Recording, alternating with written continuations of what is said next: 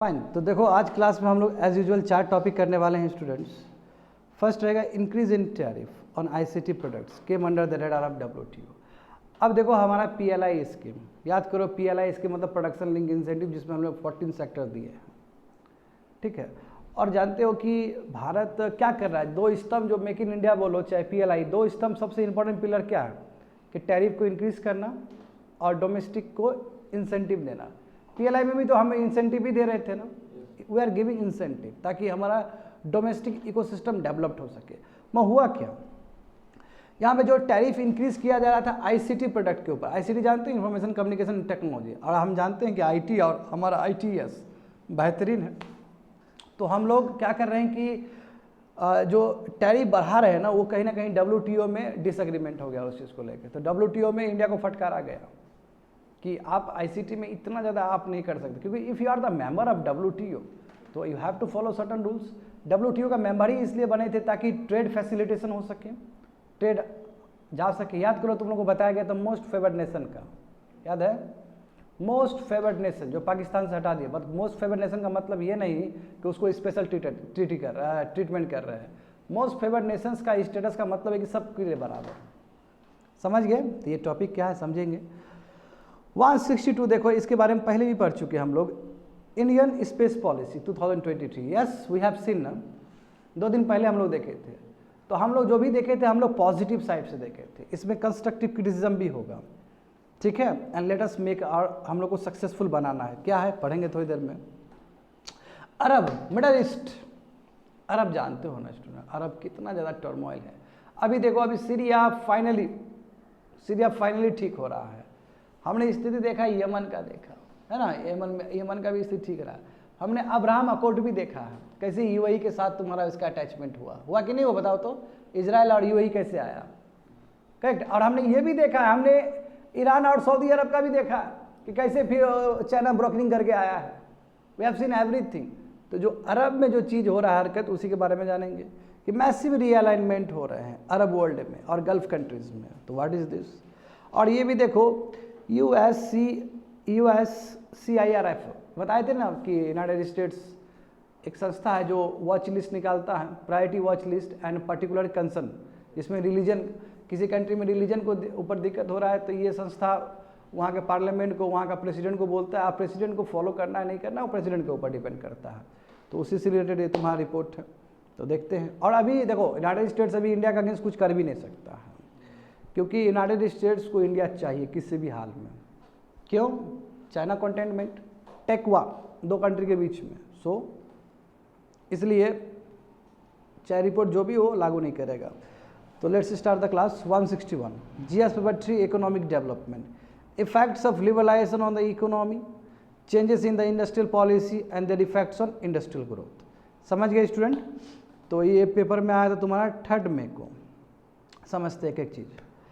WTO dispute settlement panels have found India's tariff on certain ICC product is inconsistent। समझ गए ना? अब देखो, अब पीएलआई स्कीम में बार बार बोल रहा हूँ, पीएलआई स्कीम में 14 सेक्टर हमने दे दिया, मगर जिस हिसाब से इंपोर्ट ड्यूटी बढ़ रहा है आईसीटी प्रोडक्ट में, तो बोल रहा है कि कंसिस्टेंट नहीं है। WTO का जो फ्रेमवर्क है उसके हिसाब से कंसिस्टेंट ही नहीं है।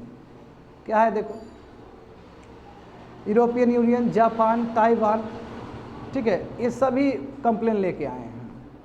And 3 World Trade Organization dispute settlement panels have found, और भी बहुत सारा संस्था। इसको क्या पता चला कि भारत काफ़ी ज़्यादा टैरिफ लगा रहा है तुम्हारा आईसीटी प्रोडक्ट्स के ऊपर, जैसे मोबाइल फ़ोन हो गया, ठीक है। और ये जो WTO का जो ऑब्लिगेशंस उसको वायलेट कर रहा है भारत, क्योंकि WTO का जब आप मेंबर बनते हो तो उसमें तो बहुत सारा मेंबर कंट्री है वहाँ पे, तो बहुत सारा मेंबर कंट्री है, तो क्या होना चाहिए, टैरिफ कम होना चाहिए ताकि ट्रेड हो सके। ग्लोबलाइजेशन का मतलब क्या हुआ स्टूडेंट, अब बताओ तो ग्लोबलाइजेशन का मतलब क्या होता है, what is the meaning of globalisation? Inter government के बीच में हो सके। क्या होता है ग्लोबलाइजेशन? हाँ, transfer of goods, service, technology without any barrier, that's called globalisation. Globalisation कब होगा? जब लिबरलाइजेशन होगा। अब ग्लोबलाइजेशन के साथ तुम्हारा प्राइवेटाइजेशन भी होगा। हाँ, बैरियर कम रहे, बिल्कुल। और उसके साथ तुम्हारा प्राइवेटाइजेशन भी। एलपीजी बताए थे ना, तुम नहीं था, एलपीजी बताए हैं क्लास में। देखो तो अभी ये सब प्रॉब्लम हो रहा है क्योंकि मोबाइल फ़ोन के ऊपर जो लग रहा है ये इनकन्सिस्टेंट है, यानी कि इंडिया का जो ऑब्लिगेशन है WTO को ये इनकन्सिस्टेंट है। The panels concluded India has violated, देखो इसने बोला है कि इंडिया ने वायलेट किया है आर्टिकल 2 को, जो जनरल एग्रीमेंट ऑन टैरिफ, जिसको गैट कहते हैं। गैट बताए थे ना, ट्रिप्स, ट्रिम्स, गैट, ये सब तुम्हारा WTO का फ्रेमवर्क है। तो गैट जो तुम्हारा है वो फ्रेमवर्क को वायलेट किया, किसने? भारत ने। क्यों कैसे किया है? क्योंकि टैरिफ बढ़ाया है ICT प्रोडक्ट्स के ऊपर। तो देखो यहाँ पे एज पर द डिस्प्यूट सेटलमेंट पैनल्स, इसलिए बोला है कि भारत, जो भी डिस्प्यूट सेटलमेंट पैनल्स है उसने कहा है कि भारत ने ब्रीच किया है कहीं ना कहीं। भारत का जो तरीका है इनकन्सिस्टेंट है WTO के ऑब्लिगेशंस से। तो one of the objective is to boost predictability. देखो सेंट्रल ऑब्जेक्टिव क्या है, यानी कि मेन काम WTO का क्या है? ट्रांसपेरेंसी होना और प्रिडिक्टिबिलिटी होना। जैसे आप ग्लोबल कर रहे हो, जैसे एग्जांपल देखो ना, मैं कल ही बता रहा था तुम लोग को कोहट में, याद करो सभी चीज़ को। 12% से अचानक 18% आ गया। जो टैरिफ बढ़ रहा था बच्चे लोग पहले, जो टैरिफ कितना बढ़ा था 12%, 10%, उसको बढ़ा के तुमने 18% कर दिया। टू मच ना, टू मच होगा तो फिर प्रिडिक्टिबिलिटी कैसे होगा? एक तो ट्रांसपेरेंसी होना चाहिए कि कितना बढ़ा रहे हो, है ना। और ट्रांसपेरेंसी के लिए ही अभी भाषण दिए हैं इससे पहले। Transparency is very important. Transparency, accountability is very important and predictability, तुम्हारा बिहेवियर बहुत प्रिडिक्टेबल हो। तो हमारा जो भारत का जो बिहेवियर है ट्रेड के मामले में वो प्रिडिक्टेबल नहीं है एज पर द पैनल। क्यों? इतना ज़्यादा कैसे टैरिफ बढ़ा दिया? यदि आप इतना ज़्यादा टैरिफ बढ़ा रहे हो तो जो गैट का जो रूल्स है उसको आप वायलेट कर रहे हो। समझ गए ना, जो कि WTO के अगेंस्ट होगा। यहाँ पे देखो what is the legal obligation. Legal obligation क्या है? WTO member countries are under a legal obligation not to impose. देखो इसमें क्योंकि टैरिफ रेट ज़्यादा नहीं होना चाहिए।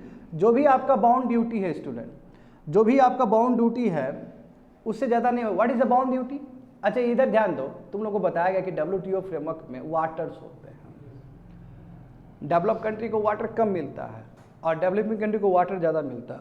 वाटर मतलब flexibility, that's called bound duty, उसको बाउंड ड्यूटी भी कहा जाता है।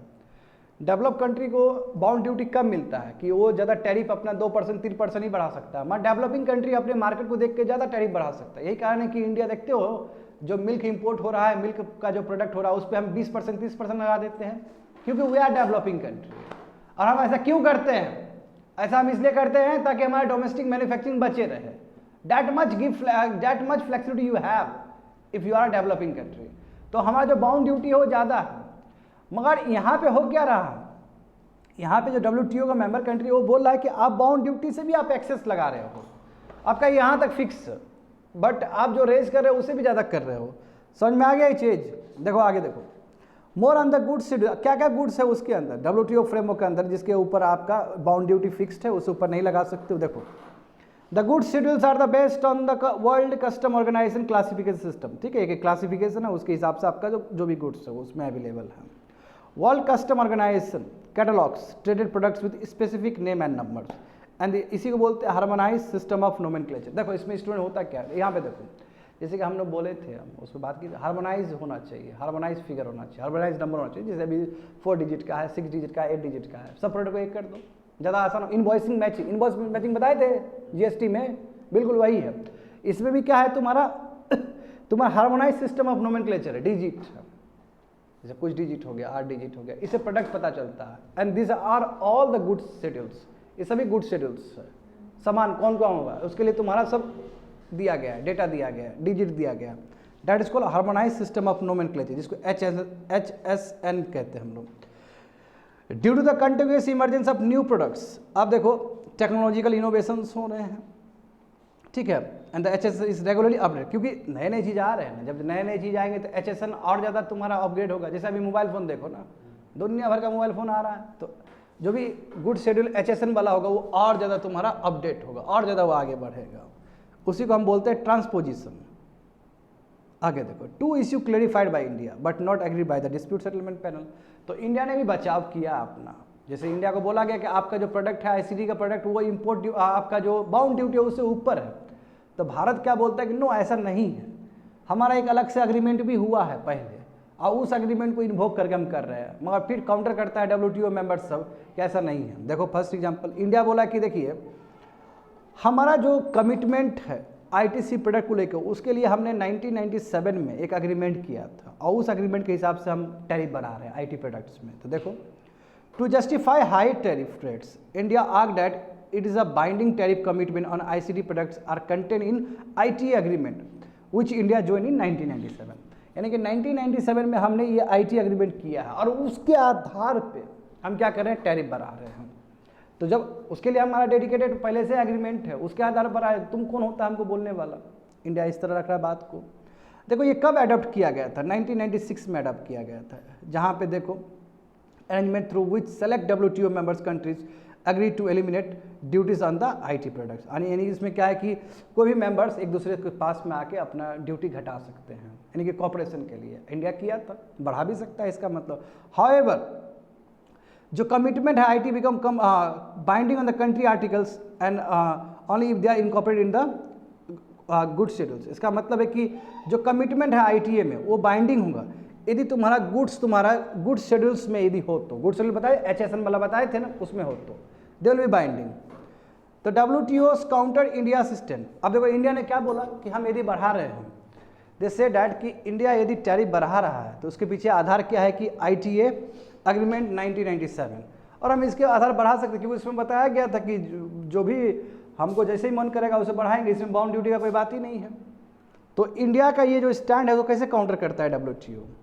पैनल कहता है कि इंडियाज गुड शेड्यूल, जितने भी गुड्स और शेड्यूल्स है वो ITA का हिस्सा नहीं है, ये लीगल ऑब्लिगेशन होगा टैरिफ पे, और वो सब जो भी आइटम्स है वो टोटल तुम्हारा गुड शेड्यूल्स के अंदर आएगा, यानी कि ITA के अंदर नहीं आएगा जो तुमको लग रहा है। क्योंकि और यदि गुड शेड्यूल के अंदर होगा, HSN के अंदर होगा, तो आप अपना बाउंड ड्यूटी इस लेवल पर नहीं बढ़ा सकते हो, कहने का मतलब ये हुआ। दूसरा देखो गुड शेड्यूल्स नॉट एप्लीकेबल, देखो वही तो बोला है कि जो भी गुड शेड्यूल्स है वो टेक्नोलॉजिकल इनोवेशंस के लिए नहीं है। एग्जांपल देखो, कहने का मतलब क्या है, इंडिया ने आर्ग्यू किया है कि इसका जो कमिटमेंट है गुड शेड्यूल्स का, ठीक है, वो तुम्हारा due to the technology after the country, यानी कि ITA के बाद आया है, यानी कि ITA के बाद आया, इसलिए हम क्या कर सकते हैं। देखो सिंपल है, कंफ्यूज मत रहना। अब एक आर्गूमेंट और काउंटर आर्गूमेंट हो, इंडिया बोल रहा है कि since we have signed ITA agreement 1997, इसलिए हम कर सकते हैं, हम अपना बढ़ा सकते हैं। वो बोल रहा है कि कुछ भी हो, गुड शेड्यूल है तो जितना इम्पोर्ट ड्यूटी पहले आपका बाउंड ड्यूटी उतना ही रहेगा, उससे ऊपर नहीं जा सकता हम। तो देखो फिर पैनल काउंटर करता है कि panel held that ITA can not override, यानी कि ITA में आप साइन किए 1997, इसका मतलब ये नहीं हुआ कि जो भी आपका कमिटमेंट है इंडिया गुड शेड्यूल का, HSN का, उसको आप वायलेट करोगे, वो मेन है, उसके आधार पर ही आपका ITA भी चलना चाहिए। इस तरह का WTO हमसे बहस कर रहा है। तो कंक्लूजन क्या है स्टूडेंट, देखो इसका, the dispute settlement panels have recommended India reduce it's tariff rates and make them competitive. इसलिए बोल रहा है देखो डिस्प्यूट सेटलमेंट कि इंडिया को घटाना चाहिए, इंडिया को टैरिफ रेट कम करना चाहिए, और जो भी गुड शेड्यूल्स में जो भी उसका इम्पोर्ट जो बाउंड ड्यूटी है उसके आधार पर उसको करना चाहिए, ज़्यादा नहीं करना चाहिए। Number 1, India is unlikely to comply with the recommendation, India मानने वाला है नहीं ये चीज़। तो compliance with mean dismantle the high, यानी कि यदि कंप्लाइन कर दिए, यदि मान गए, तो मानने का मतलब क्या हुआ कि जो हाई टैरिफ जो लगा रहे आप उसको ख़त्म करना होगा, ठीक है, अब उसको ख़त्म करना होगा आपको, एंड डैट है, आप इसको ख़त्म करोगे तो डोमेस्टिक मैन्युफैक्चरिंग के लिए, आखिर जो भी कर रहे हैं तो हम डोमेस्टिक मैन्युफैक्चरिंग के हित में कर रहे हैं ना। इंपोर्ट ड्यूटी ज़्यादा लगा रहे तो किसको फ़ायदा हो रहा है, डोमेस्टिक को फ़ायदा हो रहा है। तो यदि हम WTO का बात मान लें और हम इंपोर्ट ड्यूटी कम कर दें तो हमारा असर पड़ेगा मेक इन इंडिया प्रोग्राम पे, आत्मनिर्भर भारत पे, PLI स्कीम पे, वही बताया जा रहा है। तो इंडिया बताओ, इंडिया हमारा अपील कर सकता है, नियम है कि यदि आपका डिस्प्यूट हो गया तो जानते हो एपेलेट मैकेनिज्म भी है, बट दिक्कत क्या है पता है, एपेलेट मैकेनिज्म तुम्हारा 2019 से ही डायफंक्शनल है, काम नहीं कर रहा है, क्योंकि उसमें जो मेंबर्स हैं यूनाइटेड स्टेट्स ब्लॉक किया हुआ है, मेंबर ही नहीं भेज रहा है, क्योंकि जानते हो कंसेंसस बेस्ड ऑर्गेनाइजेशन है, यदि कोई मना कर दे तो फिर जाएगा ही नहीं। इसलिए WTO का जो एपेलेट मैकेनिज्म वो डायफंक्शनल, वो काम नहीं कर रहा है, तो कहाँ सुनवाई कहाँ पे होगा, ये भी सबसे बड़ा प्रॉब्लम है। देखो यहाँ पे लिखा गया है आर्टिकल 17 में कि WTO का जो भी डिस्प्यूट सेटलमेंट अंडरस्टैंडिंग है उसको वहाँ पे जाके इंडिया कर सकता है, यानी कि एपेलेट बॉडी में हेयर कर सकता है। मगर दिक्कत ये है कि एपेलेट बॉडी तुम्हारा 2019 से ही डायफंक्शनल है, क्योंकि यूनाइटेड स्टेट्स ब्लॉक किया है, वहाँ पे अपॉइंटमेंट ही नहीं है मेंबर्स का, वहाँ पे 7-8 मेंबर होता है, वहाँ पे मेंबर ही नहीं है। बात समझे, तो कहाँ जाएगा बात, तो legally India will not be required. हाँ, जो ही नहीं कि इंडिया इस चीज़ को माने, क्योंकि एक तो आपका एपेलेट बॉडी डायफंक्शनल है तो काम होगा नहीं, तो बीच में सुलझ के बीच में रह जाएगा ये। तो legally India will not be required to comply with the panel ruling till the time is appeal is heard. जब तक उसका बात नहीं सुना जाए, जब तक एपेलेट बॉडी में बात नहीं सुना जाएगा, तब तक इंडिया को जरूरी नहीं है कि इंडिया बात मानेगा ही मानेगा। और ऊपर वाला जो बॉडी है वो तो डायफंक्शनल है, वो तो बैठ ही नहीं रहा है, तो मामला बीच ही में रह जाएगा। तो देखो इसमें बताया गया कि what is the meaning of MPIA। तो replying on article 25 of the DSU, the UAE and few other WTO members country have alternative. देखो इसने बोला कि चलो इंडिया का मैटर है तो अलग से MPIA वाला एग्रीमेंट बना देते हैं इसके लिए। हाउएवर इंडिया इसका पार्टी ही नहीं है, इसलिए वो डिस्प्यूट रिजॉल्व नहीं कर पाएगा यहाँ पे, क्योंकि इंडिया मेंबर रहेगा तब ना करेगा, यहाँ तो इंडिया का अगेंस्ट चला जाएगा फैसला। तो इसलिए इंडिया बोला कि नहीं हमारा वो मेंबर ही नहीं, उसका जब मेंबर ही नहीं तो कहाँ हम वहाँ पे सुनवाई करेंगे अपना। एपेलेट बॉडी में तो हमारा भी रहता है उसमें, तो यहाँ तो पूरा यूरोपियन यूनियन सब ऐसे भी बैठा हुआ है गिदोड़ने के लिए, तो यहाँ पे हक में आएगा ही नहीं फैसला हमारा। बात समझ गए ना। तो it is all about your bound duty, कि बाउंड ड्यूटी से ऊपर नहीं जाना चाहिए, वही बाउंड ड्यूटी जिसको वाटर कहते हैं हम लोग। होप सो समझ में आ गया होगा तुम लोग को। आगे देखो 162 Indian space policy 2023 highly needed and let us make it a success. देखो इंडियन स्पेस पॉलिसी काफ़ी अच्छा रहा है, हाँ कुछ कुछ गड़बड़ी भी है, कहीं पे फोकस भी करना चाहिए। गड़बड़ी क्या है हम लोग देखेंगे इस पे। GS paper 3 science and technology, awareness in the field of IT, space, computer, robotics, nano technology, biotechnology and issues relating to intellectual property rights. Hindu paper में आया था स्टूडेंट्स। आगे देखो, see the development since 1990s के बाद development देखो। Yes देखो इसरो बना, हाँ इसरो तुम्हारा 75 के आसपास बना, and ISRO has perform great. ISRO ने बहुत अच्छा काम किया। यदि शुरुआत का 1990s में देखेंगे तो इंडिया का जो स्पेस इंडस्ट्री है और स्पेस इकोनॉमी है वो इसरो ने ही संभाला है। इसरो अभी फोर फ्रंट पे आ रहा है स्पेस में। प्राइवेट सेक्टर इन्वॉल्वमेंट देखो, उस समय प्राइवेट सेक्टर का बहुत कम है, अभी भी बहुत कम है, क्योंकि इसरो जानते हो डिपार्टमेंट ऑफ स्पेस के अंदर आता है। जो इसरो का जो चेयरमैन रहेगा वही डिपार्टमेंट ऑफ स्पेस का भी चेयरमैन होता है, और डिपार्टमेंट ऑफ स्पेस तुम्हारा डायरेक्ट प्राइम मिनिस्टर के नीचे रहता है, यू नो डैट।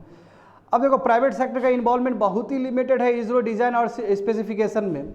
उसके बाद क्या हुआ देखो, फिर सेकेंड स्पेस एज आया, ठीक है। फर्स्ट बता दिए कि 90s में क्या रोल रहा है, फिर तुम्हारा बारी आया सेकेंड स्पेस प्रोग्राम, जहाँ पे बहुत सारे टीवी चैनल, GTV आया कि नहीं आया बताओ तो। GTV पहला कमर्शियल न्यूज़ वो है, ठीक है। उसमें अब क्या नहीं आया GTV के टाइम में, पूरा कव्वाली सब आ गया था शुरू में ही। जैसे मुझे याद आ रहा है कुछ दिन पहले हम अल्ताफ राजा का वो इंटरव्यू देखे थे, अभी ललन टॉप पे एक बहुत खूबसूरत इंटरव्यू आया अल्ताफ राजा का, वो भी पढ़ोगे ना तो एक बहुत अच्छा 90s का दौर समझ जाओगे। तो अल्ताफ राजा को भी पहली बार ऑन ईयर मिला था GTV में, वही तुम तो ठहरे परदेसी। उसका इतना बड़ा हिस्ट्री है तुम तो ठहरे परदेसी का गाना का ना, मज़ा आ गया जान के। वो कहाँ कहाँ से लफ्ज़ नहीं लिखा था, वो बहुत जैसे जनवरी का था, जनवरी से लेकर मार्च दिसंबर तक क्या क्या होता है सुने हो ना, मतलब क्या बोलते हो, वो एक ही गाना बना है ऐसा, 26-27 मिनट का गाना है, मन करता है सुनते चले जाए, वो कल्ट बन गया नहीं। मतलब अब हम लोग तो उसी दौर के हैं, तुम लोग भी सुने हो, मतलब सो गुड ना। अब अल्ताफ राजा मतलब तुम तो ठहरे परदेसी, हालांकि उसने आवारा हवा का झोंका वो भी गाया है, और भी बहुत बेहतरीन गाना गाया है। मत तुम तो ठहरे परदेसी वो किस लेवल पे गया है बताओ तो, अभी तक जीवित है हम लोग के बीच में। तो अल्ताफ राजा का 2 घंटा का इंटरव्यू है, सुनना तुमको इतना कुछ समझ में आएगा। केवल उन्होंने अपना शायरी पे ही बात नहीं किया, उस समय का जो दौर है वो सब तुमको समझ में आ जाएगा। मैं इसलिए बोल रहा हूँ देखो कि प्राइवेट टीवी चैनल का दौर था ये, अब आना शुरू हो गया, इंटरनेट ग्रोथ हो गया, मोबाइल टेलीफोन, स्मार्टफोन, उसके बाद तो जान ही रहे हो ना, लड़ी लग गया ये सब चीज़ का। इसरो टारगेट क्या था, इसरो का टारगेट था लगभग $1.6 बिलियन का। इंडियन स्पेस इकोनॉमी क्या है, अब देखो इसरो का क्या है तुम्हारा बजट, सॉरी टारगेट बोल रहे, बजट कितना है 1.6 बिलियन का, और हमारा जो इंडिया का जो स्पेस इकोनॉमी वो ओनली 9.6 बिलियन है। मैं पहले भी कह चुका हूँ तुम लोग को कि भारत का जो शेयर है वर्ल्ड में ओनली 2 to 3%, यदि मैं कहूँ तो 2%, और वर्ल्ड में जानते हो कि मतलब 2% ओनली विथ शेयर, यानी कि लगभग 350 से लेकर $400 बिलियन का तुम्हारा है, और उसमें India only contribute your 9.6 and 10 billion dollar, लगभग 2 से 3% हम लोग कंट्रीब्यूट करते हैं। OT देखो उसके बाद क्या नहीं आया, अभी तो देखो OTT 5G है ना, और बोल रहा है कि ठीक आने वाले समय में और ज़्यादा ग्रोथ करेगा। तो तो हमें और चाहिए। देखो स्टारलिंक प्रोजेक्ट देखो, क्यूबर प्रोजेक्ट देखो, है कि नहीं है, जहाँ पे लो अर्थ ऑर्बिट में और सैटेलाइट छोड़ने का बात है। एलन मस्क ने, देखा नहीं होगा, एलन मस्क ने कितना किया, स्टारलिंक प्रोजेक्ट एलन मस्क का ही है कि लो अर्थ ऑर्बिट में और छोड़ने का। जिस तरह कम्युनिकेशन बढ़ते चला जा रहा है, वो डेब्रिस देखने को मिलेगा हम लोग को लो अर्थ ऑर्बिट में भी। तो ये देखो दौर जो है ना, दौर बदलता है। अब देखो 75 में 70s में इसरो आया, उसका रोल 90s में खतरनाक। उसके बाद फिर तुम्हारा अब टीवी चैनल, पहले दूरदर्शन था, दूरदर्शन जो बोल देता था वही मानते थे। उसका फिर टीवी चैनल आया। अभी देखो ऑप्शन पे ऑप्शन है। तो ऑप्शन पे ऑप्शन इसलिए है क्योंकि सैटेलाइट है लो अर्थ ऑर्बिट में। अगर सैटेलाइट है तो उसमें इसरो का कंट्रीब्यूशन है। बस सबसे बड़ी बात है बीमिंग कौन करता है। बीमिंग मतलब वहाँ से तो रेस कौन छोड़ता है, वहाँ से सिग्नल कौन छोड़ता है, वो सब फॉरेन कंट्री ही करता है अभी भी स्टिल। वहाँ पे हम बहुत इन्वेस्ट करना पड़ता है हमें पैसा। देखो अभी बताएंगे थोड़ी देर में। तो the enabling environment the Indian space, देखो गजब हो सकता है, हम $60 बिलियन तक जा सकते हैं जिस हिसाब से अच्छा रहेगा तो, और इससे भी हम 2 लाख से ज़्यादा जॉब क्रिएट कर सकते हैं। तो यहाँ पे देखते हैं कि 2 पॉलिसी, हमारा 2 पॉलिसी जो फेल कर गया। Yes we are doing constructive criticism student इस बार, क्योंकि स्पेस पॉलिसी 2023 आया। मैं हमारा पास्ट में अनुभव क्या रहा, पास्ट में हम बहुत कुछ पे हम फिसल गए, वहाँ पे हमें करेक्ट करना चाहिए। ठीक है, तो देखो क्या क्या रहा है। देखो फर्स्ट सैटेलाइट कम्युनिकेशन पॉलिसी देखते हैं कहाँ पे हम लोग चूके हैं। देखो ये सबसे बड़ा हम लोग कहाँ पे चूके हैं स्टूडेंट। तो फर्स्ट सैटेलाइट कम्युनिकेशन पॉलिसी तुम्हारा 90s में है, 1997 में है। ठीक है, और यहाँ पे कि यस अब FDI भी हम सैटेलाइट इंडस्ट्री में ला सकते हैं, तो हमने खोल दिया। ऐसे भी देखो 1991 के बाद LPG आया, तो आस्ते आस्ते हम सैटेलाइट टेक्नोलॉजी में भी हम FDI खोल रहे हैं, नंबर 1। अब देखो रूल्स फिर लेवलाइज किया गया, बट उतना एनर्जी नहीं क्रिएट पाया है क्योंकि लोग सब आए नहीं। FDI जिस हिसाब से हम अट्रैक्ट करना चाह रहे थे उस हिसाब से अट्रैक्ट नहीं हुआ। अभी देखो वही लिखा गया है, today more than half the transponder, यानी कि ट्रांसपोंडर का मतलब है कि जो वहाँ से सिग्नल छोड़ रहा है हमें। देखो स्टूडेंट, सिग्नल जाता है ना ऊपर, सैटेलाइट से आता है तब प्रसारण होता है, तो वहाँ से जो ट्रांसपोंडर है, जो वहाँ सैटेलाइट वहाँ जो सिग्नल छोड़ता है, जो घर में तुम देखते हो, वो भी तुम्हारा फॉरेन सैटेलाइट सभी है। इसका मतलब क्या है कि $500 बिलियन, यानी कि $500 बिलियन तो ये ट्रांसपोंडर को ही चला जाता है। तो ये भी बहुत बड़ा लूफॉल्स हो गया हमारे लिए देखा जाए तो। यदि बीमिंग भी अपने पास रहता तो इतना पैसा बचा सकते थे, है कि नहीं, इतना पैसा हम बचा सकते थे। अच्छा $1 इज इक्वल टू कितना, 80 रुपया लगभग, तो लगभग हमारा 4000 करोड़ बचता। $500 बिलियन मतलब 4000 हो गया, असल इतना हमारा बचता। तो अभी नुकसान हो रहा है। दूसरा देखो रिमोट सेंसिंग डेटा पॉलिसी, अब ये पॉलिसी हम लाए 2001 में, फिर इसको अमेंड किए 11 में, फिर हम 16 में भी किए। 16 में देखो इसी चीज़ को हम रिप्लेस किए नेशनल जियो स्पेशल पॉलिसी से, अब फिर से हम 22 में फिर लेवलाइज भी किए हैं। तो ये हमारा ये सब चीज़ हो रहा है। उसके बाद भी देखो ये Indian users including the security and defence spend, देखो उसके बावजूद भी हमें यहाँ पे भी लगभग 80,000 करोड़, ठीक है ना, कह सकते हो ना 80 बिलियन है। अभी भी हम इतना 800 हाँ 80 होगा या बिलियन, हाँ $1 बिलियन कह सकते हो, $1 billion annually to procure earth observation. अभी भी डेटा लाने में, इमेज लाने में फॉरेन सोर्सेज से, फॉरेन कंट्रीज से अभी भी $1 बिलियन हम खर्च करते हैं इस पर। तो देख रहे हो ना, भले ही हम लोग कह दें इसरो, उसके बाद भी देखो अभी भी रिमोट सेंसिंग के लिए जो हमें चाहिए इमेजेस, उसमें 1 बिलियन जा रहा है, हमारा खर्च हो रहा है। अभी भी जो सिग्नल चाहिए जो ट्रांसपोंडर से, वहाँ पे भी $500 बिलियन जा रहा है। तो ये हमारा मिस्टेक्स है, इस चीज़ को हम ना भूलें।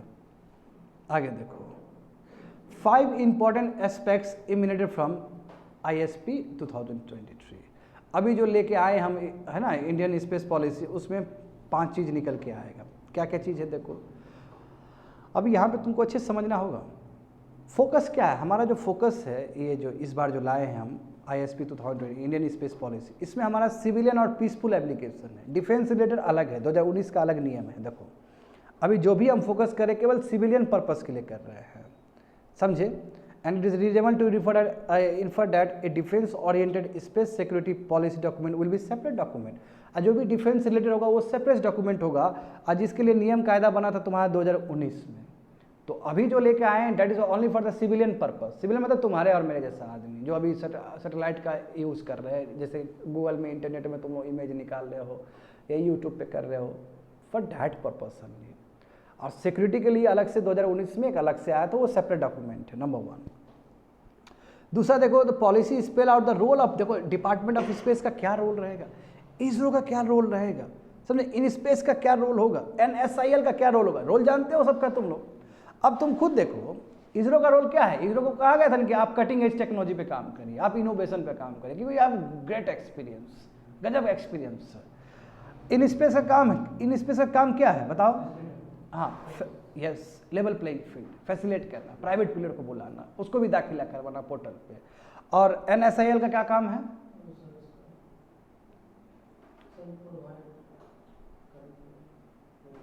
अट्रैक्ट करना प्राइवेट प्लेयर को, यस प्राइवेट प्लेयर को अट्रैक्ट करना। NSIL और इन स्पेस का दोनों का एक ही काम है, ठीक है, ताकि प्राइवेट प्लेयर को वो मोबिलाइज कर सके। और इसरो काम क्या है, फैसिलिटेटर के रूप में। तो यहाँ पे देखो इसरो देखो इसरो का, yes ISRO is expected to use qualified and talented man power, सही बात है ना, ताकि वो देखो cutting edge research and development कर सके, लॉन्ग टर्म प्रोजेक्ट, देखो चंद्रयान गगनयान है ना, यहाँ पे काम कर सके। आप जानते हो गगनयान के लिए हम फ्रांस से भी ले रहे थे असिस्टेंट, ले रहे थे ना जी। NSL काम क्या है, इंटरफेस करेगा, यानी कि इंटरफेस करेगा इंडस्ट्री और उसके बीच में, इंडस्ट्री मतलब प्राइवेट प्लेयर और तुम्हारा इसके बीच में इंटरेक्ट करेगा वो। इंटायर गेमोट ऑफ स्पेस एक्टिविटीज़, देखो अब क्या है कि हम पूरा खोल दे रहे हैं, प्राइवेट सेक्टर को भी पूरा खोल दे रहे हैं, और इसका जो एक्टिविटी होगा वो पूरी तरीके से रेगुलेशन कौन करेगा, इन स्पेस करेगा। इन स्पेस इसलिए करेगा ताकि लेवल प्लेइंग फील्ड आ सके, प्राइवेट को भी मौका मिल सके उतना ही, क्योंकि जानते हो कि यदि इसरो बिग ब्रदर वाला एटीट्यूड दिखाता है तो फिर स्पेस एक्स जैसा कहाँ से एजेंसी बना पाएंगे। विक्रम एक्स आया था कि नहीं आया, है कि नहीं है, तो बिल्कुल उस आधार पर चलना चाहिए। फिर देखो इन स्पेस का काम है कि आप सिंगल विंडो एजेंसी की तरह काम करो, सिंपल बात है, और इसी का कि स्टेबल और प्रिडिक्टेबल रेगुलेटरी फ्रेमवर्क बन पाएगा और लेवल प्लेइंग फील्ड हो पाएगा। नए नए जो भी तुम्हारे आ रहे हैं, नॉन गवर्नमेंटल एंटिटीज आ रहे हैं, कि प्राइवेट प्लेयर सब आ रहे हैं, तो it is a qualitatively different from the previous effort. देखो पहले जो एफर्ट था उससे कोई क्वाइट डिफरेंट है, क्यों, क्योंकि इसमें हम पूरी तरीके से खोल रहे हैं स्पेस को। And vision is to enable, हमारा विजन क्या है, इनेबल है, इनकरेज एंड डेवलप है, कि कॉमर्शियल प्रेजेंस हो स्पेस में, that suggest and acceptance that the private sector, yes इसका मतलब कि क्यों इतना हम वैल्यू दे रहे हैं, इसका वैल्यू इसलिए दे रहे हैं कि प्राइवेट सेक्टर इज अ की स्टेक होल्डर, जो कि पूरा स्पेस इकोनॉमी को पलट सकता है। एंड करके दिखाया है, yes we should learn from the experience of other countries. United States देखो, अब ये जो छोड़ने वाला है आर्टेमिस 3 मिशन, उसमें देखो किसका लॉन्च कर रहा है, व्हीकल यूज़ कर रहा है, स्पेस एक्स का यूज़ कर रहा है वो। तो ये सोच सीखने वाला चीज़ है। आगे देखो, तो गैप क्या है, एक्सपर्ट गैप क्या बोल तो रहे, ठीक है आप लेके आए हो, इन स्पेस लेके आए हो, वेरी गुड, NSC लेके आए हो, दो पहले आपका पॉलिसी फेल हुआ है, ठीक है। एक्सपर्ट क्या क्या अपना गैप बताते हैं, मतलब एक्सपर्ट लोग क्या गैप बताते हैं यहाँ पे। पॉलिसीज बताओ, पॉलिसी ने कहा कि ठीक है इन स्पेस का बहुत बड़ा रोल होगा, but what about the time frame, यदि इन स्पेस का काम क्या है, कनेक्ट करना, वो पास होने के लिए कितना टाइम लगेगा। जैसे एक प्राइवेट प्लेयर अपना दाखिला दिया वहाँ पे पोर्टल में आके दिया, तो what will be the time for clearing that purpose proposal, वो भी एक टेंशन है। But no provides time frame for the necessary steps ahead, time frame नहीं है, सबसे बड़ा कमी ये है। देखो ना ही तुम्हारा इसरो कब तक ट्रांजिशनिंग करेगा, इसरो कब तक तुम्हारा फैसिलिटेटर बनेगा, इसरो कब तक खाली कटिंग एज टेक्नोलॉजी में ध्यान देगा, तो उसका भी टाइमिंग को लेकर दिक्कत है। ना ही इन स्पेस के बारे में बताएगा कैसे रेगुलेटरी फ्रेमवर्क पे काम करेगा, ये भी गैप है। खाली बोल देने से नहीं होता है ना, टाइम फ्रेम भी देना पड़ता है कि 2 साल लगेगा, 3 साल लगेगा, 5 साल लगेगा, इस तरह का फ्रेम होना चाहिए, वो सभी मिसिंग है। पॉलिसी में और भी क्लियर रूल्स और रेगुलेशन चाहिए FDI को लेकर। अभी जस्ट देखिए 1997 का फर्स्ट पॉलिसी लाए थे तो FDI नहीं अट्रैक्ट कर पाए। व्हाट अबाउट द FDI कैसे आप अट्रैक्ट करेंगे, उसको लेकर भी आपके पास पॉलिसी होना चाहिए। What about the licensing, government देखो अब देखो शुरू में कोई भी स्टार्टअप आगे बढ़ रहा है तो गवर्नमेंट को प्रोक्योर करना पड़ेगा। जैसे अभी PLI स्कीम के लिए सरकार इतना पैसा दे रही है ना, सरकार तुम्हारा क्या 2 पिलर बचा लेगी नहीं, इंपोर्ट ड्यूटी बढ़ा रही है, उसका इंसेंटिव दे रही है, सरकार कोशिश कर रही है ना। इसमें क्या कोशिश, खाली स्टार्टअप बोल देने से थोड़ी होता है। हमने देखा था स्टार्टअप का एंजल टैक्स भी लग रहा था, अच्छा खासा फ्लरिश करके बर्बाद कर रहे हो। हमने ओल्ड का भी देखा था कि रिवर्स ऑक्शनिंग करके पूरा चौपट कर दिया। तो इसमें मैंने कि जो इनिशियल स्टेज में कैसे सस्टेन करवाओगे स्टार्टअप को, that's the biggest question. Liability in case of violation होगा तो क्या होगा, क्या आपके पास एपेलेट मैकेनिज्म बनाए हैं डिस्प्यूट सेटलमेंट करने के लिए, व्हाट अबाउट दैट, वो भी आधार होना चाहिए था इन स्पेस प्रोग्राम में। कहीं पे मान लो प्राइवेट प्लेयर के साथ गलत हुआ तो कहाँ पे डिस्प्यूट सेटल करवाएगा। अब प्राइवेट प्लेयर अभी स्टार्टिंग फेज में है तो व्हाट अबाउट देम, उसको भी मिलना चाहिए। आगे देखो इसमें कहा है कि सबसे इम्पॉर्टेंट ये होता है लेजिस्लेटिव फ्रेमवर्क करना। जैसे देखो हम लोग बार बार बात करते हैं आईटी रूल्स 2023 का, करेक्ट। उसमें हम देखें ना सोशल मीडिया को लेकर फिर से आईटी अमेंडमेंट किया गया था, रूल्स में अमेंडमेंट किया गया था, और उसमें भी एक्सपर्ट लोग कह रहे थे कि लेजिस्लेटिव रूट से आता तो बेटर होता। यस, यहाँ पे भी सेम है कि लेजिस्लेटिव रूट से आना चाहिए था यहाँ पे, कि इसलिए कहा गया कि एक रेगुलेटरी बॉडी बनाना चाहिए, नीड्स लेजिस्लेटिव। एक रेगुलेटरी बॉडी हो तो उसके लिए आपका लेजिस्लेटिव अथॉरिटी होना जरूरी है, यानी कि पार्लियामेंट के लॉ से पास करके एक रेगुलेटर बनाना चाहिए, नंबर 1। एग्जाम्पल देखो, रिजर्व बैंक ऑफ इंडिया खुद 1934 एक्ट से बना है, सेबी देखो खुद 1992 के सेबी एक्ट से बना है, टेलीकॉम ट्राई से बना है, तो क्यों नहीं आप स्पेस का बनाओगे तो वो भी आप उस तरह लॉ पास करके बनाओ। सही बात है कि नहीं है? आधार है। देखो इन स्पेस मानते हैं कि स्पेस एक्टिविटी को है ना, इसका काम होगा गवर्नमेंट नॉन गवर्नमेंटल सबको ये जोड़ेगा, चलो अच्छी बात है। मगर अभी इसका जो पोजीशन है बहुत ही एम्बिगियस है। अभी डिपार्टमेंट ऑफ स्पेस के अंदर डाल दिए इसको। अब देखो तुम लोग चौंक जाओगे स्टूडेंट ये जान के। ये भी तुम जानते हो कि इसरो के जो चेयरमैन होते हैं वो डीएस का भी चेयरमैन होते हैं, डिपार्टमेंट ऑफ स्पेस का। अब उसी आदमी को इन स्पेस का भी चेयरमैन बना दिया गया उसी को करने के लिए। कन्फ्लिक्ट ऑफ इंटरेस्ट हुआ कि नहीं हुआ? इसरो का भी चेयरमैन वही है, डिपार्टमेंट ऑफ स्पेस का भी चेयरमैन, और उसी का काम है इन स्पेस को भी देखना। तो बताओ, देखो ये बोला है the body government entity to be regulated by in space, same वही करेगा इसरो का चेयरमैन ही। तो what is urgently needed is a time frame to provide the necessary legal framework. एक बार आना चाहिए, लॉ बनाना चाहिए, ताकि ये जो हमारा विजन है वो रियलिटी में हो सके, ठीक है। स्पेशली सेकेंड स्पेस एज में, क्योंकि फर्स्ट में बहुत सारा प्रॉब्लम्स आया है और अभी खाली बढ़ते जाएगा इसका डिमांड। समझ गए स्टूडेंट? तो यहाँ पे हम लैग कर गए, समझे। एक्सपर्ट ने कितना बढ़िया सुझाव दिया है, ये कहाँ गैप्स आ रहा है, उस गैप को भरना चाहिए अच्छे से। आगे देखो, ये मज़ा आ जाएगा तुम लोग को जान के कि हो क्या रहा है। देखो क्या नहीं हुआ, मैसिव रीअलाइनमेंट हो रहा है। अब देखो बाबू, मिडल ईस्ट, अब बताओ मैं हिस्ट्री कहूँ तो अनंत काल तक बोल सकते हैं मिडल ईस्ट का। क्या हुआ बताओ? यूनाइटेड स्टेट्स सऊदी अरब के साथ, फिर उसके बाद सेल गैस अपना यूनाइटेड स्टेट्स का प्रोड्यूस होना शुरू हो गया, वो पीछे चला गया। सऊदी अरब अभी ईरान का ब्रोकरिंग हो रहा है चाइना के द्वारा। उससे पहले 1.5-2 साल पहले क्या हुआ था? इजराइल और तुम्हारा यूएई एक साथ आ गया अब्राहम अकॉर्ड से। उधर इजराइल और सऊदी अरब का भी पर्दे के पीछे बात हो रहा है। अब फलस्तीन वाला जो इशू है वो तो ख़त्म ही हो गया। फलस्तीन वाला जो 2 स्टेट वाला जो थ्योरी था यूनाइटेड नेशंस हर समय जो उठता था, लगभग ख़त्म ही हो गया। भारत का भी बहुत अच्छा दोस्त है इजराइल, तो इजराइल का अगेंस्ट तो भारत बोलने वाला है नहीं, वोट करने वाला है नहीं। तो और अभी देखो यमन का प्रॉब्लम था, यमन का भी प्रॉब्लम लगभग सुलझने ही वाला है। सीरिया जो कि 2011 के बाद जो टर्मोइल में रहा है, सिविल वार, बहुत गंदा ना। आईसिस वहीं से नहीं आईसिस बना, Islamic state of Iraq and Syria. ISIS का मतलब फुल फॉर्म ही होता है, ठीक है। तब फिर बाद में पता चला कि इस्लाम केवल इराक और सीरिया तक ही नहीं है, तो इसलिए वो 2 वर्ड को आईसिस को हटा दिया गया, फिर आईएस बोल दिया गया, इस्लामिक स्टेट, क्योंकि उसका नॉर्थ अफ्रीका में भी अच्छा खासा उसका आउटफिट वहाँ पे क्रिएट होना शुरू हो गया था, इसलिए आईसिस को हटा के आईएस लिख दिया। अब यहाँ पे समझो, मगर after long time, long battle, 10 साल बाद, 12 साल बाद फाइनली तुम्हारा सीरिया फिर से अच्छे पोजीशन पर आया, क्योंकि पहले सीरिया अरब लीग का हिस्सा था। मैं जैसे ही टर्मोइल हुआ तो अरब लीग से हटा दिया उसको, अब फिर से अरब लीग में उसको डाला जा रहा है। इसका संकेत है, देखो बढ़िया समझो क्या हुआ क्या था वहाँ पे। बशर अल असद का तुम्हारा सरकार, ठीक है, और वो है वो सिया है, सिया और सुन्नी जानते हो ना, सिया है। ईरान क्या है बच्चे लोग? ईरान बताओ तो सिया है कि नहीं है? ईरान सपोर्ट किया इसको, रसिया सपोर्ट किया, सऊदी अरब इसके रेबल पावर को सपोर्ट किया, यूनाइटेड स्टेट्स के रेबल पावर को सपोर्ट किया। लंबा फाइट चला है, लास्ट में ये जीता है, असद जीता है। जब असद जीता है तो फिर अब ब्लॉक में जा रहा है। मैं जीता है एट व्हाट कॉस्ट? कितना लोग मरे हैं?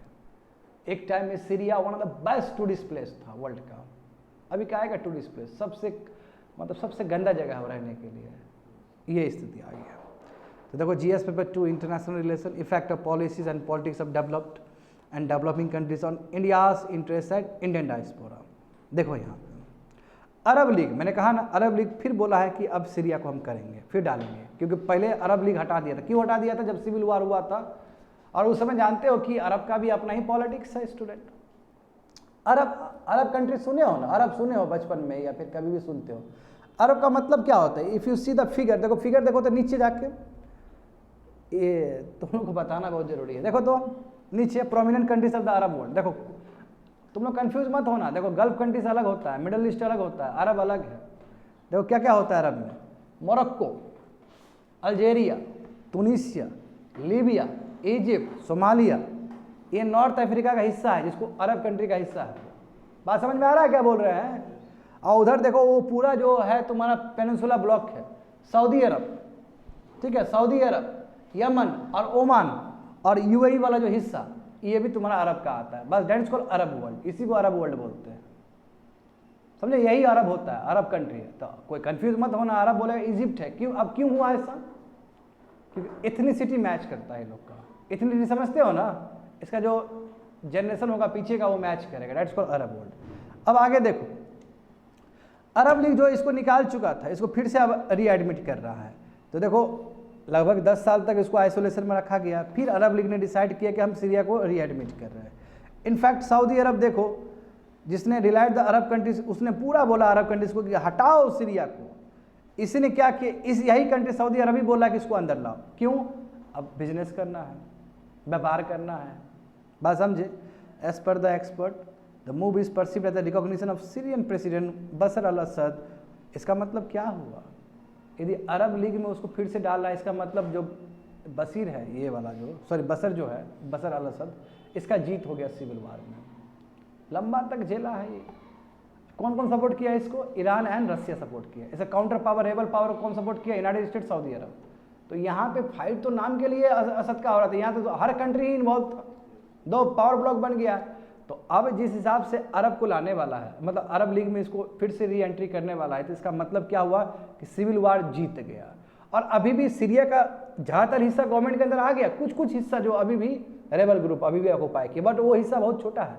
एक टाइम में वो हिस्सा 2015 के आसपास देखता बहुत बड़ा हिस्सा था, तो अब कम हो गया। एक थोड़ा कुर्द का होगा, वही कुर्द जो टर्की का थोड़ा लगा हुआ एरिया होगा, कुर्दिस्तान जो इशू करता है, देखो यहाँ पे। तो इसका मतलब क्या हुआ कि यस, ये सिंबॉलिक क्या जाता है तुम्हारे प्रेजेंटेशन कि सीरिया का जो प्रेसिडेंट है वो जीत गया सिविल वार। और ये भी है कि अब यूनाइटेड स्टेट्स का कोई प्रकोप ही नहीं रहा, क्योंकि यदि यूनाइटेड स्टेट्स तो उसका रेबल ग्रुप में था, सऊदी अरब और यूनाइटेड स्टेट तो सुन्नी को सपोर्ट कर रहा था, यानी कि रेबल ग्रुप को सपोर्ट कर रहा था वहाँ पे। इसका मतलब क्या, यूएस का अब उतना ज़्यादा प्रकोप नहीं है अरब कंट्रीज में, समझे। एंड यस, अब जो सैंक्शन लगाया गया and which still imposes a heavy sanction, देखो यूनाइटेड स्टेट काम ही क्या है, सैंक्शन लगाना। तो अब इससे नॉर्मल हो जाएगा। यदि अरब लीग में आएगा तो फिर ट्रेड करेगा और ये कंट्री सब फ्लडिश करेगा। यहाँ फिगर देखो स्टूडेंट, वही सीरिया और ईरान का दिखाया गया कैसे सपोर्ट किया था, फिगर देख सकते हो तुम लोग, ठीक है। देखो सीरिया बाउंड्री शेयर करता है मेडिटेरियन सी के साथ, यू नो डैट, है ना, लेबनान के साथ उसका बाउंड्री लगता है। आगे देखते हैं कि कैसे हुआ। अब देखो सीरियन सिविल वार मैंने कहा था तुम लोग को, तुनिसिया से अरब स्प्रिंग स्टार्ट हुआ। जानते हो कि दिसंबर लास्ट 2010 में वहाँ से क्या नहीं हुआ। तुनिसिया ऐसा कंट्री है कि अरब स्प्रिंग भी स्टार्ट हुआ मगर जल्दी संभल भी गया वो कंट्री। बाकी बहुत सारा कंट्री तबाह के ओर चला गया, उसमें एक सीरिया भी है। तो एग्जाम्पल देखो कि protest started as part of the Arab spring, ठीक है। देखो अरब स्प्रिंग में वो स्टार्ट हुआ, तुनिसिया से पहुंचा 2011 में, वहाँ भी प्रोटेस्ट शुरू हो गया, ठीक है। अब देखो बहुत सारे सेवरल अरब कंट्रीज में प्रोटेस्ट हो रहा है सिमिलर। गवर्नमेंट ने वायलेंट रिप्रेशन किया, पकड़ के, जैसे बोलते हैं, जैसे हांगकांग में जब पकड़ के सरकार ने वो जो बैठा दिया, वैसे बैठा दिया था। उसका देखो प्रोटेस्टेंट को सपोर्ट मिला सऊदी अरब से, यूएई से, कतार से, जॉर्डन से, है ना, टर्की से। And the crisis turn into civil war. जब दूसरा कंट्री सपोर्ट कर दे रेबल ग्रुप को तो होगा कि नहीं होगा। अभी जान रहे हो पाकिस्तान में क्या स्थिति चल रहा है, यू नो डैट, पाकिस्तान में भी सिविल वार निकल हो गया, अभी स्टार्ट हो गया है, समझ गए। एट द देखो जैसे ही टाइम प्रोग्रेस होता, असद को भी मिला बैकअप ईरान का, रसा का, तो ये भी कर दिया। अब बाद में क्या किया, पुशअप, जितने भी तुम्हारे रेबल जिहादी लोग थे उसको पुशअप किया है।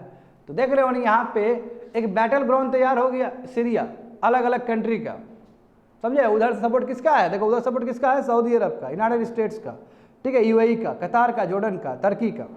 तो टुडे देखो अभी का स्थिति देखो, जो मोस्ट ऑफ द जगह कंट्रोल है अभी सीरियन गवर्नमेंट जो है वहाँ का, अभी बसर बताए ना, वो कंट्रोल किया है। बस कुछ ही जगह छोड़ के, जैसे इदलिब है नॉर्थ वेस्ट में, वो जगह भी कंट्रोल में नहीं है इसके हाथ में, ठीक है। वो अलकायदा जो जानते हो ना, अलकायदा वाला जो टेररिस्ट ग्रुप है उसका कंट्रोल है इदलिब में।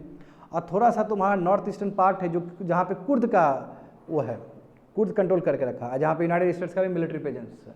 तो यूनाइटेड स्टेट्स की वजह से है, यानी कि दो छोटा जगह, देखो स्टूडेंट कौन सा जगह होगा, देखो वहाँ पे कुर्द वाला होगा जो कुर्दिस्तान का मांग करता है, वो वाला जगह, और तुम्हारा इदलिब। मगर पूरा सीरिया का पार्ट देखो तो फिर गवर्नमेंट के अंदर आ गया, क्योंकि गवर्नमेंट ने रिग्रेसिव वो किया है, रिप्रेशन किया है बहुत तगड़ा। आगे देखो, isolation of Syria bomb arranged on Gulf Arab countries. Arab countries after decay realized that the policy of regime change and isolation of Syria had only bombarded on them. कहने का मतलब क्या है, अब इसको लगा कि नो, अब साल बदल चुका है, बहुत साल बीत चुका है, अब सीरिया को ऐसे आइसोलेट रखा नहीं जाए, यदि सीरिया को आइसोलेट रखेंगे तो प्रॉब्लम हमें ही होगा, इसलिए इसको रीएडमिट कर देते हैं। नंबर 1, तो देखो सीरिया को अरब लीग से हटाया गया था, यू नो दैट, जैसे अरब स्प्रिंग स्टार्ट हुआ, बहुत सारे कंट्री आए। देखो सऊदी अरब यदि सपोर्ट नहीं करे, सऊदी अरब निकाल दिया उसको, क्योंकि सऊदी अरब ही निकाला था, हाँ बताया था ना, सऊदी अरब ही निकाला था, अब सऊदी अरब ही उसको री एंट्री भी करवा रहा है। तो सीरिया अरब लीग से निकाल दिया गया था। अरब कंट्रीज देखो बैक एंटी रिजिम फोर्स देखो वहाँ पे किया, और सीरिया इसलिए चला गया ईरान के पास में, ईरान ने भी सपोर्ट कर दिया, तो और स्थिति खराब हो गई वहाँ पे। अभी देखो सऊदी अरब हो, यूएई हो, जॉर्डन हो, और भी चाहते हैं कि हम क्या करें, जो भी पहले लॉस कर गए थे अब फिर से हम रीस्टाब्लिश करें, किसके साथ, सीरिया के साथ रिलेशन। समझ रहे हो? देखो ये इसको बोलते हैं चेंज, ये ड्रास्टिक चेंज है। आगे देखो, तो शिफ्टिंग सैंड्स इन वेस्ट एशिया। और देखो इसका मतलब वेस्ट एशिया में केवल यही बदलाव नहीं है, इससे पहले भी बहुत बदलाव आ चुका है, मैंने बोला ना तुम लोग को। अब देखो तुम इधर देखो, ध्यान दो, किसको पता था कि इजराइल के साथ सऊदी अरब हाथ मिलाएगा कभी, जिसको पानी पिला दिया था। इजराइल ने बहुत अच्छा पानी पिलाया था बाबू सऊदी अरब को, सऊदी अरब हार गया था इजराइल के सामने में, और वही कंट्री बाद में झुका कि नहीं झुका। हाँ, इजिप्ट का तो ले लिया था बहुत सारा, सऊदी इजराइल टफ, इजराइल का जो बनावटी है टफ है।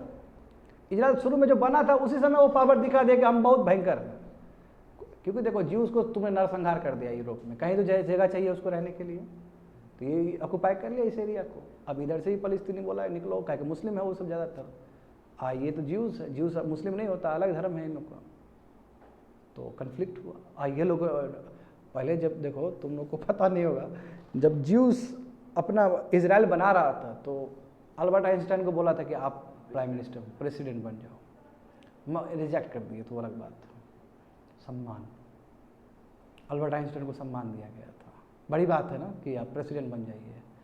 मगर देखो इजराइल, चलो ठीक है, मगर अल्बर्ट आइंस्टाइन जैसा कितना लोग था ज्यूज का कि इतना कम समय के अंदर, अब बताओ उस समय वेल स्टेबलिश पावर के साथ आप जीत गए। सऊदी अरब नॉट बैड, हाँ उतना भयंकर भी नहीं था, अभी तो भयंकर हो गया, उस समय तो भयंकर नहीं था, मगर फिर भी हरा दिया बढ़िया से। तो ये शो करता है कि एक बार बिटर एक्सपीरियंस होने के बावजूद भी सऊदी अरब फिर बाद में भी इजराइल के साथ आया है, ये रीअलाइनमेंट होता है, रीअलाइनमेंट। अभी देखो ना एग्जांपल, बेस्ट एग्जांपल कहूँगा कि सऊदी अरब और यूनाइटेड स्टेट्स का रिलेशन देखो कितना टूट गया, और ये जो गैप है, गैप कौन भर रहा है, चाइना भर रहा है। देखो वही चीज़ है, a few years ago UAE and Bahrain देखो इसने डिप्लोमेटिक टाइज करना शुरू कर दिया इजराइल के साथ, सऊदी अरब भी है वहाँ पे, इसी को बोलते हैं अब्राहम एकॉर्ड्स, ठीक है। रिसेंटली देखो सऊदी अरब और ईरान भी तुम्हारा एक दोनों साथ में आ रहे हैं, वो बिकॉज ऑफ द चाइना। तो ये जो डेवलपमेंट हो रहा है कहीं ना कहीं इसके वजह से भी फिर सीरिया भी नज़दीक आ रहा है। As a token gesture Syria has agree to take back हम, बोला कि ठीक है हम अपना 1000 रेफ्यूजी जॉर्डन से लेते हैं, हमारा जो शरणार्थी जो भाग के चले गए थे जॉर्डन में रहने के लिए उसको वापस करते हैं। एंड यस बोला कि हम बिल्कुल नेवर को कॉपरेट करेंगे, यदि कोई भी ड्रग स्मगलिंग हो रहा है तो उसको क्रैक डाउन करने में वी विल हेल्प। तो जेस्चर के रूप में वो भी बोल रहा है, क्योंकि फायदा तो होगा इसको भी ना, सीरिया को भी ना। A lot more needs to be done to put the economy back on track, बहुत कुछ करने की आवश्यकता है यदि इकोनॉमी को बैक ऑन, क्योंकि देखो सिविल वार से ग्रसित पूरा बर्बाद, पूरा सीरिया बर्बाद हो गया। सीरिया में बोल रहा हूँ ना, एक टाइम में वर्ल्ड का one of the best tourist, अभी देखो मेडिटेरियन सी का तुम जगह जाओगे, इटली देखो कितना खूबसूरत है, लोग शादी ब्याह करने के लिए पहुँचता है वहाँ पे। सीरिया भी वही था, Syria one of the best tourist place में आता था स्टूडेंट। मैं देखो सीरिया क्या हाल हो गया, यस सीरिया को अब फिर से अपने आप को बेस्ट करना है। देखो कंट्री का इंफ्रास्ट्रक्चर कितना बर्बाद हो गया, अभी यूक्रेन का क्या स्थिति होगा, यू जस्ट सी। यूक्रेन में कितना खूबसूरत देश था, देखे वो इंफ्रास्ट्रक्चर सब बहुत खूबसूरत, यूरोप का हिस्सा था वो, अब क्या हुआ। देखो यहाँ पे भी कंट्री का इंफ्रास्ट्रक्चर मैसिव इन्वेस्टमेंट चाहिए, है ना, इकोनॉमिक्स रिबूट चाहिए। अब have been to allowed to return, बहुत सारे जो सीरियन लोग भाग गए थे तो उसको सबको बोला है कि आइए वापस आइए। अरब कंट्रीज कुड हेल्प, देखो सीरिया को हेल्प कर सकता है बिल्ड करने में, and pushing Mr Assad to reach out to the opposition to find a permanent solution to the country religious and political cleavages. अभी जो सिया और सुन्नी को लेकर हर समय जो कन्फ्लिक्ट, इतना जो बड़ा कन्फ्लिक्ट हुआ स्टूडेंट, इतना बड़ा बात पहुंचा because of the Shia Sunni fight. तो जो भी डिफरेंसेस है they must be settled on. Is there anyone? सुनो बात समझे? तो ये है, देखो ये भी समझ लो। 164 GS paper 2 international relation, effects of policies and politics of developed and developing countries on India's interest and Indian diaspora. समझ गए? यहाँ पे देखो, यस बिल्कुल वो यही चीज़ याद करना है हमें। एंड मैं तुमको बार बार बोल चुका हूँ, USCIRF, ठीक है, ये बनाया है वहीं का यूनाइटेड स्टेट्स ने, ये बनाया इसलिए ताकि देखने के लिए, लिस्ट तैयार करने के लिए कौन सा कंट्री में रिलीजियस फ्रीडम है कि नहीं है। अब मानना नहीं मानना यूएस के प्रेसिडेंट के ऊपर है, तो ये इसको भी पॉलिटिक्स, और इंडिया वाला बोलता है हमको कोई फर्क नहीं पड़ता। कौन सा वाला? हाँ ऐसे कुछ कुछ है, नहीं ये नहीं, वो दूसरा था, यूनाइटेड नेशंस का ही था, उसको लेकर तो दूसरा है। यहाँ पे देखो,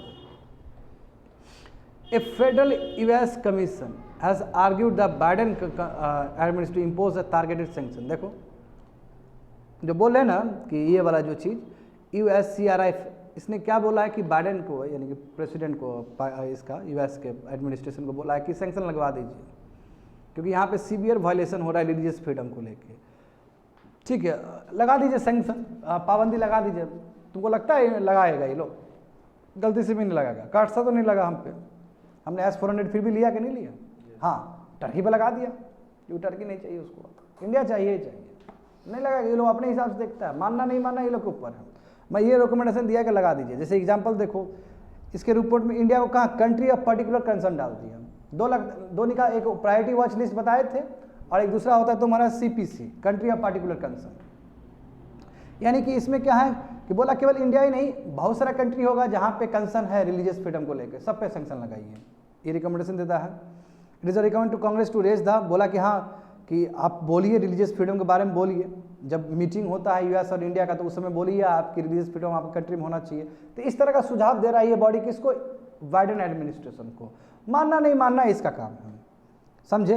अब देखो ऐसा नहीं है कि पहली बार दिया है, 2020 के बाद लगातार दे रहा है ये, अभी तक सब ठुकरा ही रहा है। तो एक अभी लेटेस्ट भी आया है, समझे? 2020 के बाद लगातार इस तरह का रिकमेंडेशन आ रहा है प्रत्येक साल, इस बार भी आया है। तो उस समय तो 2 साल हम यूज़ नहीं किए हैं, इस साल भी अभी यूज़ नहीं करेगा ये। तो देखो मैंडेटरी नहीं है, स्टेट डिपार्टमेंट के ऊपर लिखा गया है। इंडिया देखो प्रीवियसली, देखो इंडिया उसको पकड़ के झाड़ा है, पकड़ के ना इसको लता रहा है इस ऑर्गेनाइजेशन को। इंडिया बोला है कि ये ऑर्गेनाइजेशन जो है ना पर्टिकुलर कंसर्न के लिए है, इसको इसका कुछ दूसरा इंटरेस्ट है, ये तीसरा इंटरेस्ट के साथ हमको बोलता है। ऐसा खुद ही इसका कहाँ से डेटा यूज़ कर रहा है ये? भारत इतना बड़ा कंट्री, एक मुसलमान पे कुछ गलत हरकत हो गया तो क्या सब खाली मुसलमान विरोधी ही है क्या? सवाल तो उठेगा नहीं इस पर भी। एंड हाउ कैन यू से? अब देखो तुम खुद सोचो, चलो ठीक है, कई लोग कहेगा कि मोदी जी मुस्लिम विरोधी हैं, चलो हम मान भी लेते हैं,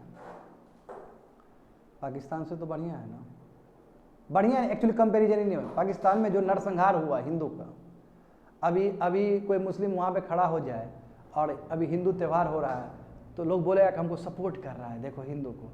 ये नौबत ही नहीं आना चाहिए था। यहाँ पे मुसलमान लोग हमारे भारत में मस्जिद में जाता है, अपना हिंदू भाई लोग सब खुद से अपना काम कर रहे हैं, तो एहसान तो नहीं कर रहे हम लोग, क्योंकि उसको पूरा अधिकार है रिलीजियस फ्रीडम अपना अपनाने का।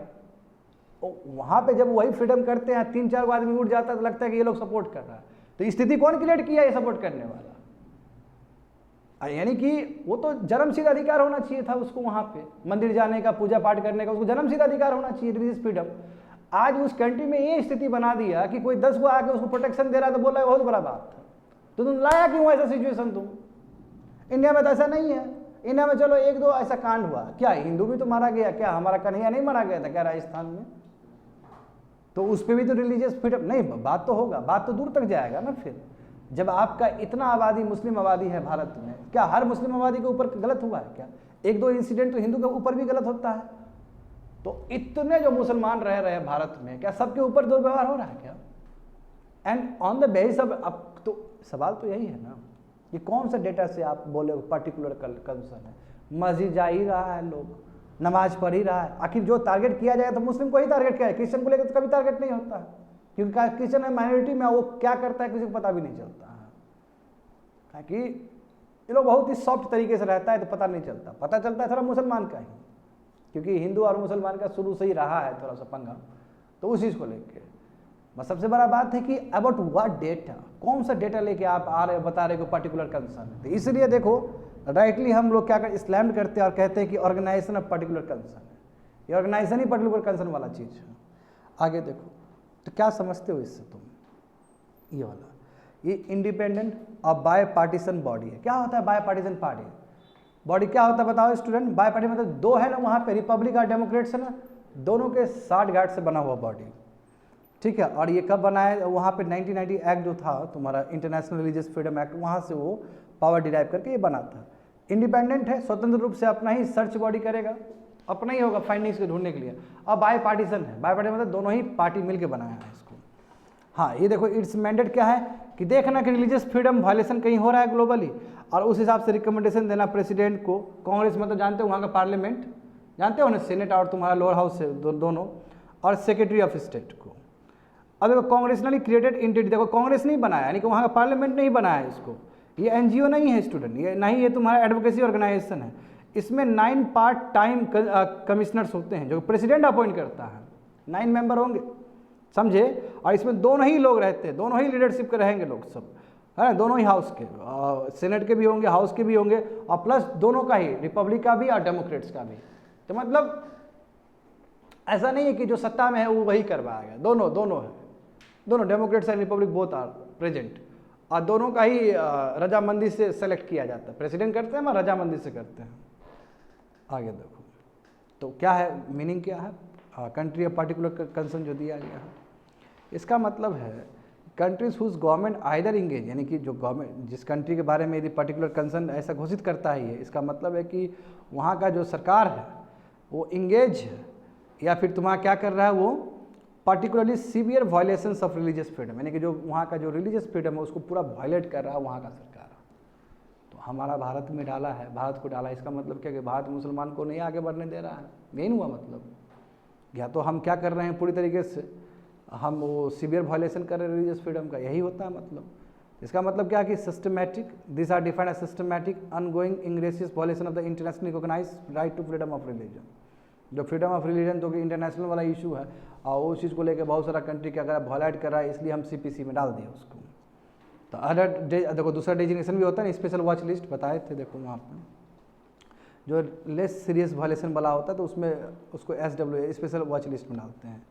Are they binding on the US government? क्या बाइंडिंग है? तो मैं पहले ही बोल चुका हूँ बाइंडिंग नहीं है। यदि बाइंडिंग होता है 2020 से ही सुना रहा है, तो अभी तक तो बहुत कुछ हरकत हो जाता है इसके ऊपर। बाइंडिंग नहीं है, दे आर नॉट बाइंडिंग, ठीक है। ये केवल, हाँ इसमें केवल इंडिया ही नहीं, बहुत सारा कंट्री हो सकता है। The government decision will depends on, अब देखो गवर्नमेंट का जो डिसीजन डिपेंड करेगा diplomatic, bilateral and strategic concern. अब इंडिया को चाह के भी नहीं बोल सकता है, और यही इंडिया अभी 1997 वाला इंडिया रहता, 80s वाला इंडिया रहता है, तो बढ़िया से देता भी चीज़ कि काम करो। अभी इंडिया कुछ नहीं बोलेगा, क्यों? उसको चाइना से लड़ना है, चाइना से लड़ना है, उसको कहाँ बोलेगा वो। तो देखो इंडिया सीरियसली ऑब्जेक्ट, देखो इंडिया ने पहले भी रिजेक्ट किया था, बोला है फालतू का चीज़ है ये 4th ईयर है जहाँ पे इंडिया ने कहा गया बेकार का चीज़ है। इन द पास इंडिया देखो बहुत बार ऑब्जेक्ट किया, बोला कि क्या है, कौन सा ग्राउंड पे ये आकर फैसला सुना रहा है, सब फालतू का। हमारा देख तो हमारे गुरुजी जो एक्सटर्नल अफेयर्स मिनिस्टर हैं वो तो बोल चुके हैं कि ऑर्गेनाइजेशन ऑफ पर्टिकुलर कंसर्न है, जानता है कि किस लेवल पे बोलते हैं वो, यानी कितना बढ़िया धोते हैं वो। जैसे बिलावल भुट्टो आया था ना यहाँ पे इंडिया में, उसका देखा ना क्या बोले हैं वो, जाए मुंह पे ही बोल दिया, कितना बोल्ड है। ओवरऑल जो रिलेशन है इंडिया और US का वो विन विन है दोनों के लिए, और US अभी गलती नहीं करेगा, ये अभी यूनाइटेड स्टेट्स इसको हवा नहीं देगा। अच्छा चलो ये तो बात हो गया। अभी US में क्या हो रहा है पता चला तुम लोग को? हत्या। एक हमारा भारतीय स्टूडेंट भी मरा है वहाँ पर। अब बताओ वो कंट्री हमें सिखाएगा? हाँ कोई भी बंदूक उठा के मार देता है, बच्चा बुजुर्ग के पास बंदूक है वहाँ पे, वो सिखाएगा हमें। 9 वाली हमारा एक इंडियन हाँ, वो उसमें एक इंडियन लड़की भी थी, बताओ। तमिलनाडु। तो बाइडन ने कहा है कि ये तो बहुत सीरियस प्रॉब्लम है, अब कुछ सीरियसली करना होगा। देखो स्टूडेंट, तुम लोग को समझो इस चीज़ को, यूनाइटेड स्टेट्स में ना सबसे बड़ा प्रॉब्लम पता है गन कल्चर का है, और जो वहाँ पे गन मैन्युफैक्चरिंग कंपनी सब है उसका स्ट्रॉन्ग लॉबी है कांग्रेस में, स्ट्रॉन्ग लॉबी है, समझ रहे हो ना, उससे चलता है बहुत कांग्रेस में सब। ओबामा ने बहुत सीरियसली ट्राई किया गन कल्चर को ख़त्म करने का, समझे, कुछ नहीं हो पाया क्योंकि स्ट्रॉन्ग लॉबी है उसका। ओबामा रो दिया था इस चीज़ को लेकर, बोला हमारे बच्चे लोग मर रहे हैं, कौन से दिशा में जा रहे हैं, फिर भी ओबामा को बोलने के बाद भी कुछ नहीं हुआ। अब बाइडेन खाक करेगा तो, और अब वो कंट्री हमें सिखाएगा कि हाउ टू लिव लाइफ। चलो ठीक है, हमारे कंट्री में, अरे तुम्हारे कंट्री में रिलीजन को लेके इसलिए नहीं है कि तुम्हारा मेजोरिटी क्रिश्चियन में है, जब क्रिश्चियन मेजोरिटी में है तो वो पंगा देता ही नहीं है किसी को। क्रिश्चियनिटी का खासियत ये है स्टूडेंट कि क्रिश्चियनिटी ज़्यादा तुम्हारा वो नहीं करेगा, तुम्हारे अंदर नहीं घुसेगा वो, क्योंकि उसको पता है रिलीजियस फ्रीडम क्या होता है। प्रॉब्लम वहाँ पे है जहाँ पे मुस्लिम आबादी घना आबादी है, वो फिर अपना आइडिया इम्पोज करवाता है, दैट्स द बिगेस्ट प्रॉब्लम। और हिंदू का भी नहीं है, हिंदुइज्म यदि फुल में है तो वो भी काम नहीं करेगा, थोड़ा बहुत होगा, थोड़ा बहुत हर जगह होता है। बस समझे, प्रॉब्लम यहाँ पे है। तो यूनाइटेड स्टेट्स में रिलीजन को लेकर कोई पंगा नहीं है। देखा नहीं उस दिन तुम लोगों को बताए थे बिहाइंड द कर्टन वाला में बताए थे ना कि वहाँ पे अब कास्ट से रिलेटेड कुछ देने लगा ये लोग, कास्ट क्लास बताए थे, कास्ट भी वो लोग फैक्टर लेकर आए एक टेक्सास में कहीं पे, हाँ यूनाइटेड स्टेट्स में, हाँ एक प्रोविंस में कुछ लेकर। बताओ वो आप तुम वो एंगल लेके जाना है, वेरी बैड। तो यूनाइटेड स्टेट जो हमें दिखा रहा है ये सब ना, वो फालतू का चीज़ है। एक तो अपना गिरबान में देखो कि तुम्हारी स्थिति क्या है, इंडिया कई गुना, देखो इंडिया में आबादी कितना रहता है, उसका 1/5 आबादी है उसका, फिर भी इंडिया इतना संतोषजनक कंट्री है, फिर भी इंडिया बेटर है, फार बेटर है यूनाइटेड स्टेट्स से। यदि लोग का जो अप्रोच देखोगे ना, फार बेटर है। That's it today.